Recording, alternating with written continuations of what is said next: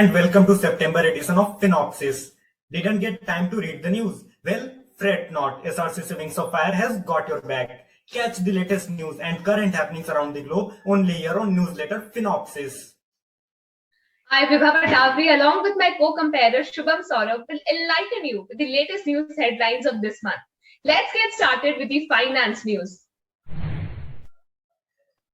Infosys inaugurated Equinox, a digital commerce platform, to give personalized commerce channel experience to its business dealers and retail customers.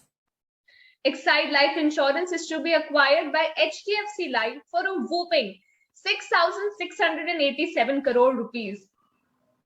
The online grocery delivery service started by Zomato comes to an end. Poor customer experiences and inventory issues were the major reason behind the scrapping. Moving on to our next segment that is based on the latest happenings in the economy. Deloitte CEO says FDI is key to India's vision of $5 trillion economy. India's economy is all set to recover from a faster pace after the pandemic lows, said the economist Ashima Goyal.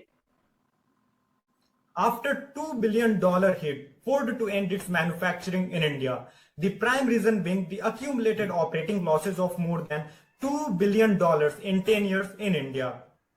According to a recent RBI survey, the export software services rise up to 2.1%, touching $143 billion in 2020-21.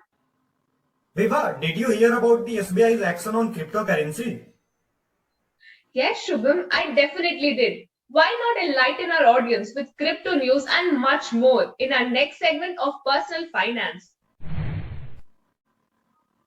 Central government employees to get an increased salary before Diwali. The central bank introduced a rule restricting OTT platforms to renew accounts automatically. The State Bank of India blocked crypto bourses on its UPI platform, disabling all SBI UPI for crypto merchants.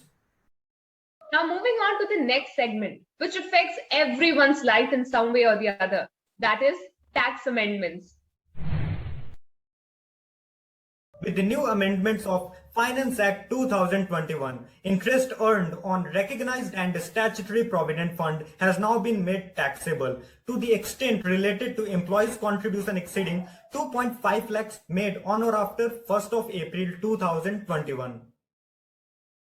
GST Council approves new tax structure for food delivery services like Swiggy and Zomato. They are now liable to pay GST to the government instead of restaurants with effect from 1st January. Viva, let's move towards the most volatile yet exciting section, that is stock market. India is now the world's 6th biggest stock market, surpassing France with a market capital of $3.4055 trillion. Global market slumps due to China's Evergrande liquidity crisis. This Chinese property giant is on brink of collapse, scrambling to repay $305 billion due to a cash crunch. ITC just hit a 52-week high. Yes, you heard that right.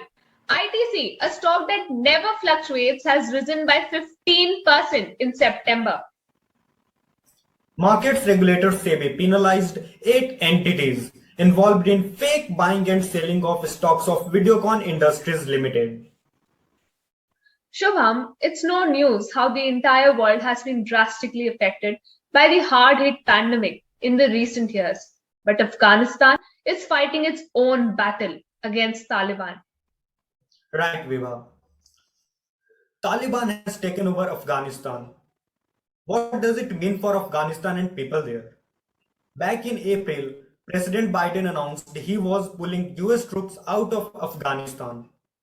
Other NATO countries, like the UK, said they would follow. By July, the Americans abandoned Bagram Air Base, their main hub of military operations.